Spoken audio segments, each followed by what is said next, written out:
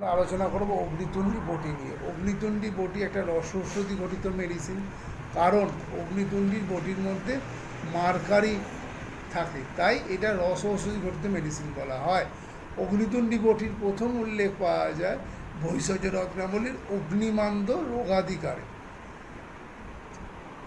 এবং এর রস হচ্ছে কটুরস, বীর্য, উষ্ণ বীর্য।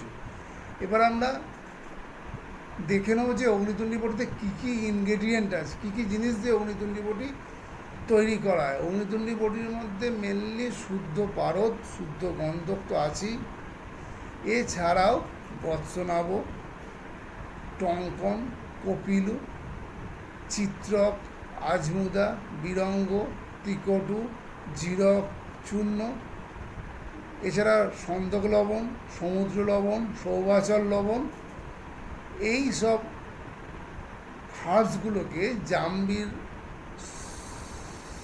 রসের মধ্যে ভাবনা দিয়ে অগ্নিতুণ্ডী বটিকে প্রসেস করা হয়।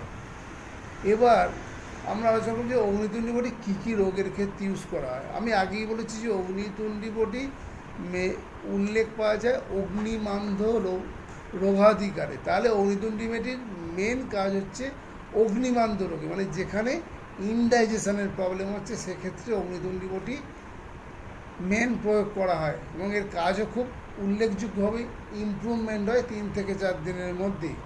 এছাড়াও যাদের নন আলসার ডিসপেপসিয়া বা ফিভার অ্যাসোসিয়েট উইথ ইনডাইজেশন, মানে জ্বরের সঙ্গে যদি অজীর্ণ থাকে, বা ফ্ল্যাটুলেন্স বা সিম্পল যদি গ্যাসের সমস্যা থাকে, স্প্যাস্টিক কোলন বা ক্রনিক প্যানক্রিয়াটাইটিসের সমস্যায় যারা ভুগছেন, এবং ইন্টেস্টিনাল ওয়ার্ম, এই সমস্যাগুলো যারা ভুগছেন, সেই রোগের ক্ষেত্রে অগ্নিতুণ্ডী বটি খুব ভালো কাজ দেয়।